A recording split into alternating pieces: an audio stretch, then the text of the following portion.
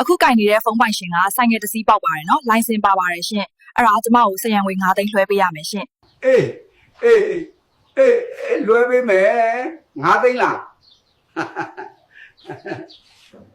တို့ဆိုင်ငယ်တစ်စီးမဲပေါက်တယ်တဲ့ဆိုင်ငယ်ကလည်းလိုင်စင်ပါတယ်တဲ့နင်ပတ်စံ9သိန်းချီးပြီးကေဘေးနဲ့သွားလွှဲလိုက်အောင်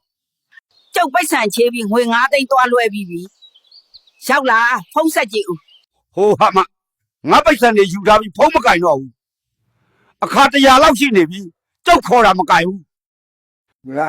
ရှင်ကလည်းအယုံလွယ်တာလေဘလို့လုပ်မလဲအခုပတ်စံ9သိန်းဆုံးပြီတော့ဘာသာရှာပြီးအတိုးနဲ့ပြန်ဆက်လိုက်ကြောက်ကရှင်လွှဲခိုင်းလို့လွှဲလိုက်တာပဲရှိတယ်တော်တော်ဆိုင်ငယ်စီးကျင်တဲ့ကောင်ဆိုင်ငယ်တော့မစီးရဘူးချားပဲစီးရမယ်လောဘကြီးလောက်ရတဲ့ငါလည်းတော်တော်တုံးတဲ့ကောင်ပဲခုတော့တမားဆောက်ကျွေးကိုနေဘူးလေအလုတ်လုပ်ပြီးဆက်ရတော့မယ်တမားချွေးနေတာကိုစားထားအောင်ပေါ့တနေ့ငါလိုဝတ်မလဲပါစေနဲ့လို့ဆုတောင်းတယ်လာစားကြပါဦးဟင်းကတော့မကောင်းဘူးငရုတ်ဒီထောင်းနဲ့